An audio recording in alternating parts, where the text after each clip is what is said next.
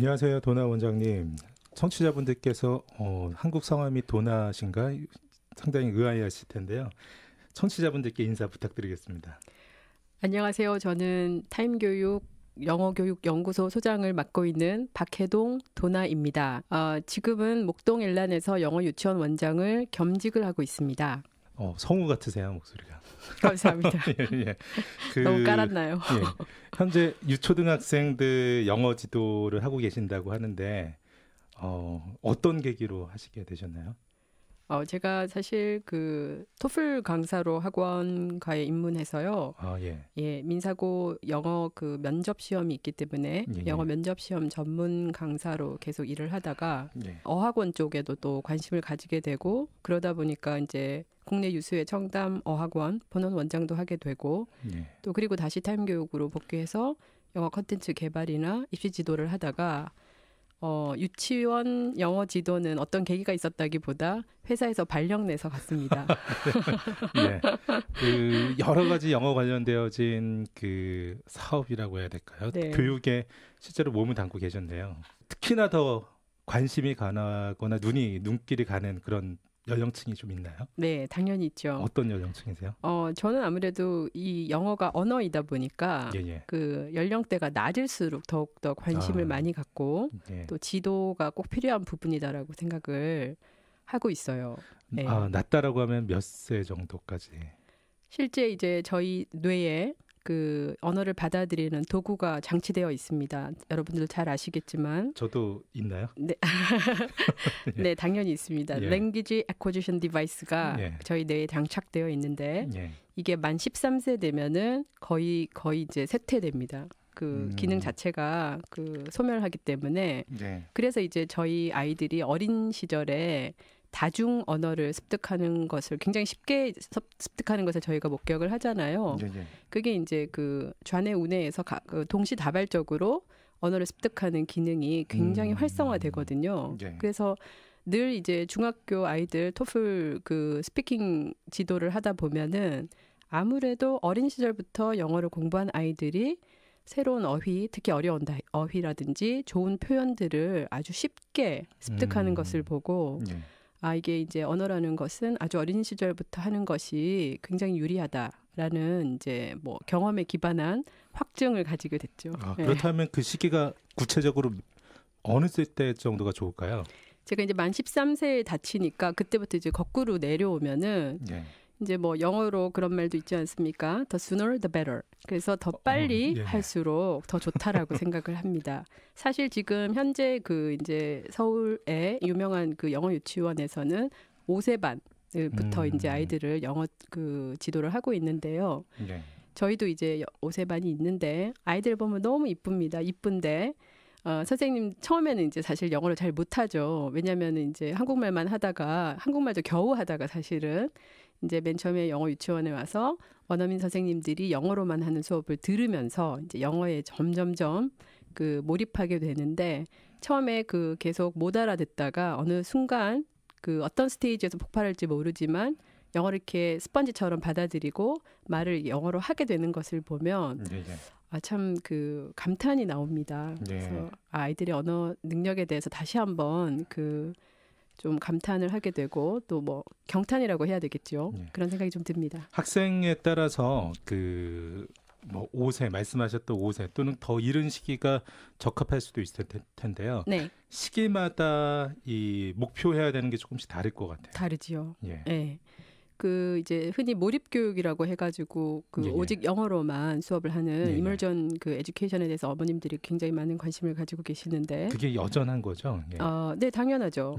그래서 그 영유아 시기 때는 그 영어라는 것을 학습으로 받아들이지 않고 오직 언어로만 받아들이기 때문에 제가 봤을 적에 한 10세 이전까지는 오직 원어민 선생님하고 이루어지는 영어, English only 그 에듀케이션이 굉장히 적절하다고 생각을 합니다. 그러니까 우리나라 학년으로 치면 4학년 정도까지는 그것이 어떤 그 결과를 가져올지 우리 모두 다 이제 그 결과에 대해서 굉장히 관심을 가지게 되지만 제가 이제 어머님들 상담할 적에 꼭 말씀드리는 부분은 이 언어에 대해서 투자를 한 것은 반드시 성과가 나고 결과를 가져오기 마련인데 그게 이제 아이들마다 그 시기가 다르거든요. 근데 네. 반드시 옵니다. 절대 안 올 수는 없거든요. 그래서 네. 이제 그 시기가 어머님들 좀 성급한 어머님들은 빨리 오기를 바라시고 이제 또 좀 느긋하신 어머님들은 언젠가는 터지겠죠. 이렇게 이제 생각들을 네. 하시는데 몰입 교육으로 시작된 영어의 효과는 반드시 언젠가는 결과를 가져오기 때문에 제가 이제 생각하는 것은 만 10세까지는 이제 무조건 원어민 중심의 영어 교육을 하는 것이 매우 중요하다라고 다시 한번 말씀드리겠습니다. 그 부모님들께서 약간 좁아지면 된다라는 건 사실은 뭐 1년, 2년 이런 것을 말씀하시는 게 아니라 1개월, 3개월 이런 거를 말씀하시는 거죠? 예, 매달 이제 뭐 인덱스 지수 시험을 보지 않습니까? 뭐 SR 테스트도 보고 렉사일 지수도 점검을 하고 아이들의 프로그레스를 측정하기 위한 객관적인 그 시험들이 있는데 매달 그 결과를 보고 그 결과에 따라서 온 가정이 행복했다가 또 그 결과에 따라서 온 가정이 좀 낙담을 하는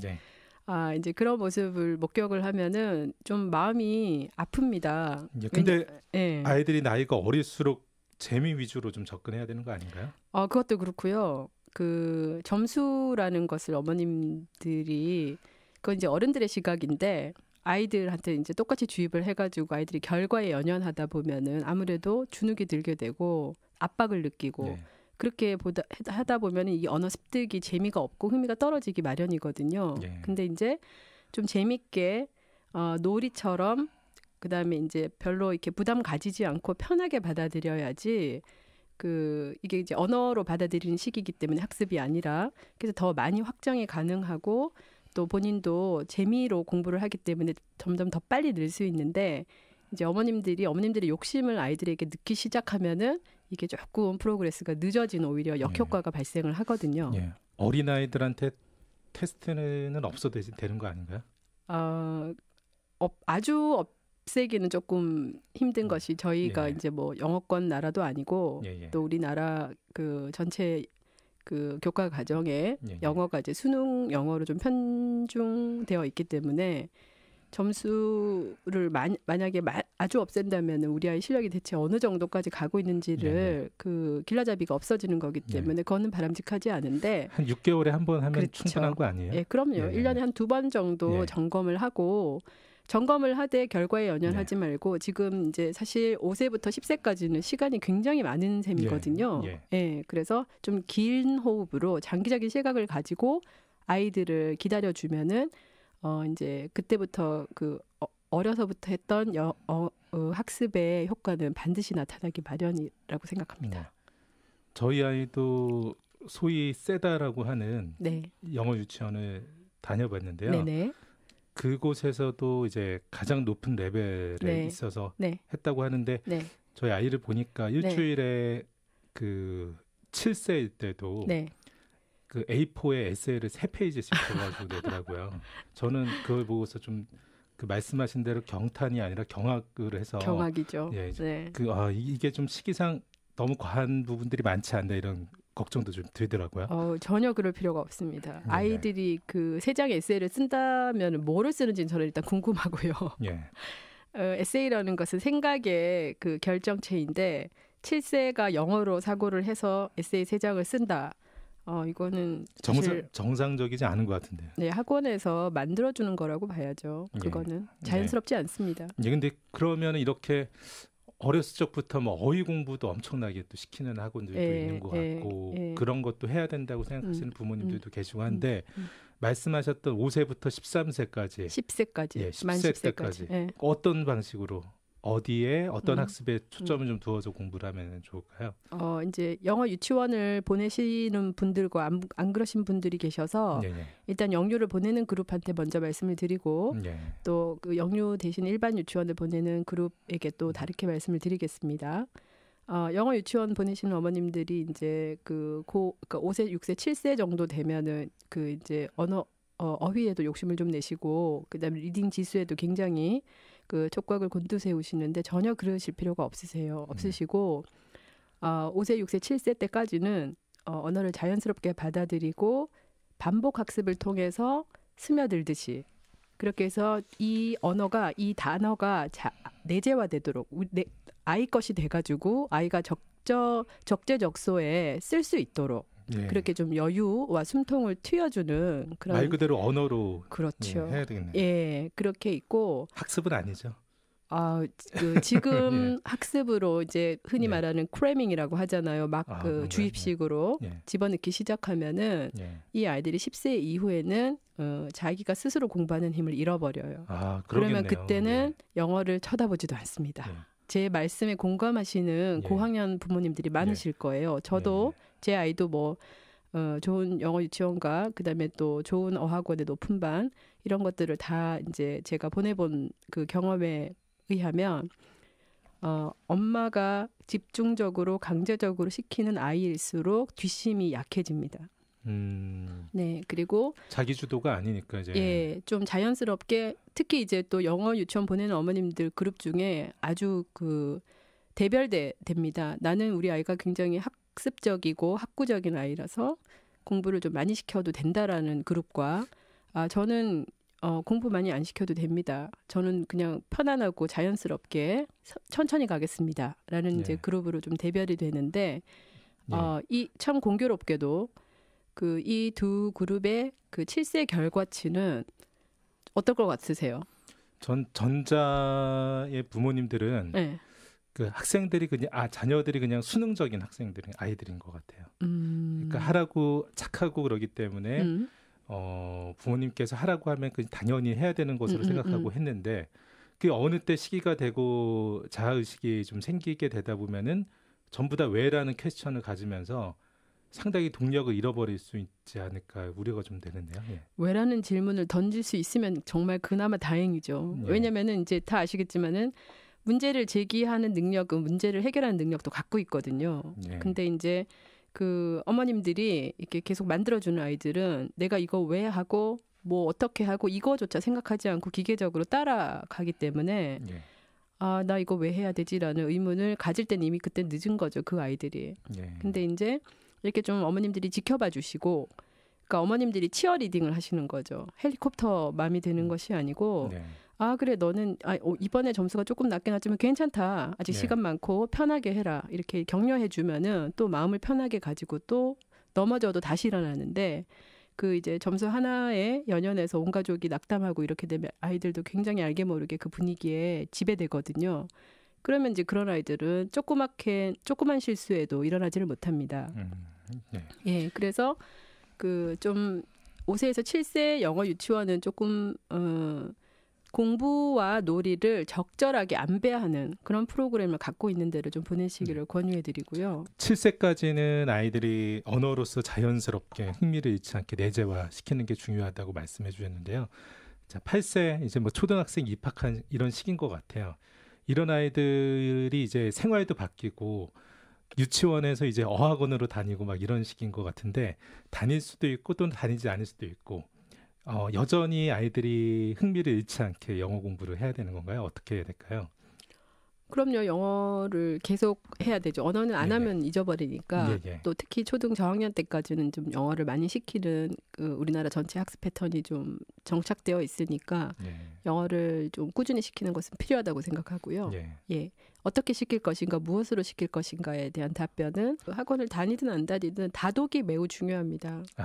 쓰기보다도 다독이 더 중요하다는 말씀이신 거죠? 아니죠. 일단은 리딩하고 이제 리딩에서 라이팅으로 연결되는데 보통 리스닝하고 스피킹이 연계되어 있듯이 일단 다독이 제일 중요하고 이제 어머님들이 클로스 리딩을 해야 되냐라고 질문도 많이 하시는데 우선 그 내용을 습득하지 못하더라도 많은 단어나 많은 그 맥락에 노출되는 것이 중요하기 때문에 다독을 권유하고요.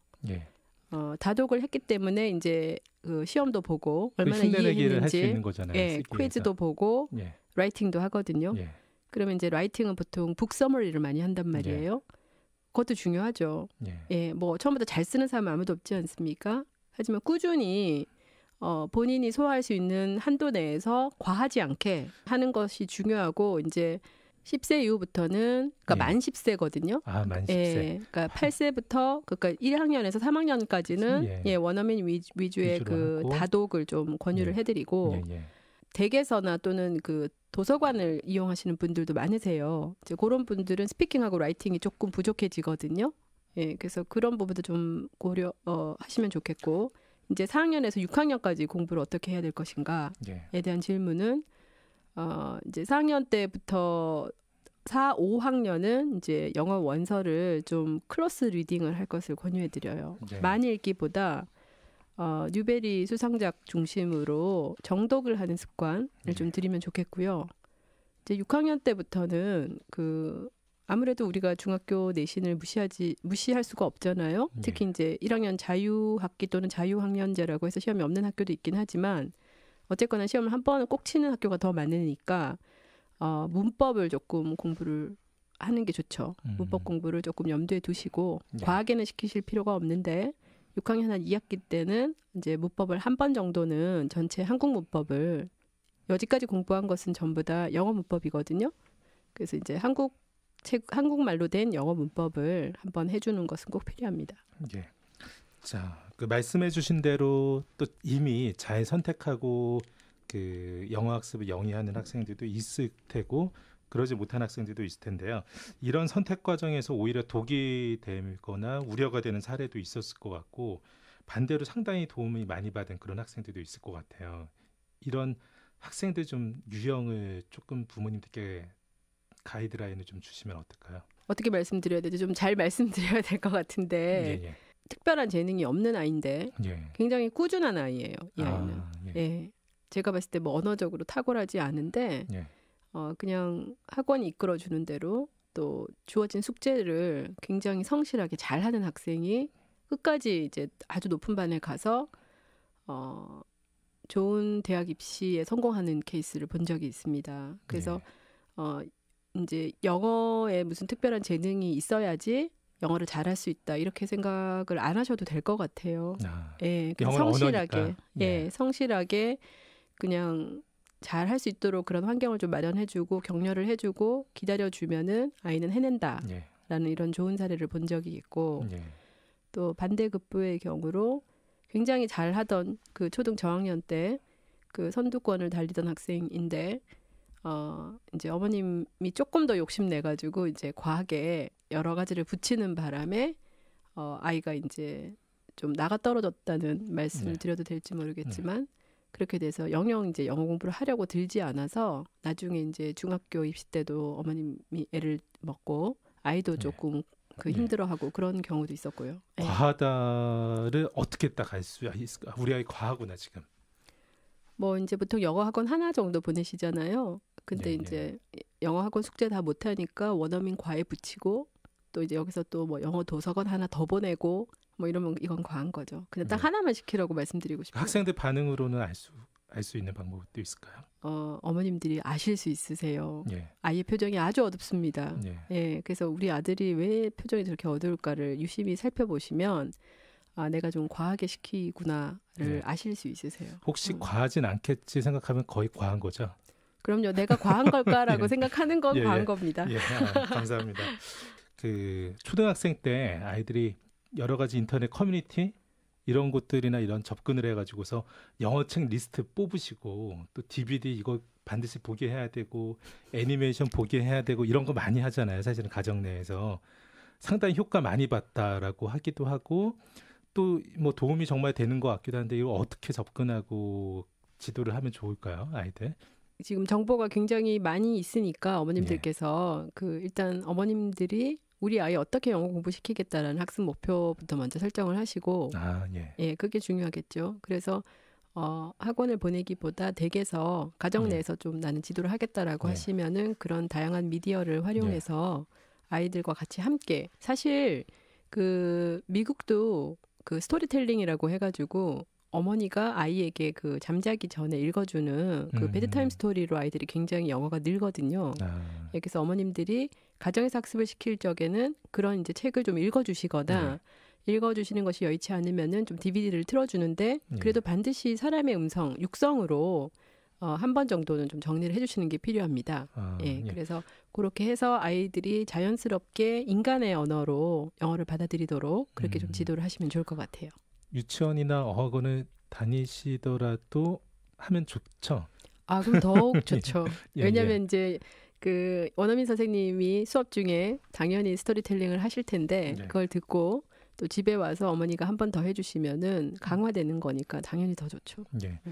그 영어 유치원이나 어학원 이런 걸 다니면서도 사실은 학원이나 간 곳에서는 매우 열심히 하고 또 잘하는데 막상 또 가정에 돌아오면 잘 사용하지 않게 되거나 뭐 이렇게 뭐라고 할까요? 이질감이 있는 이런 두 환경에서 이렇게 생활을 할 수도 있을 것 같아요. 그래서 뭐 복습이라고 하는 게 맞을지 모르겠지만은 리마인드 할 수 있는 이런 부분이 가정 내에서도 좀 고려되면 좋을 수 있는 거죠.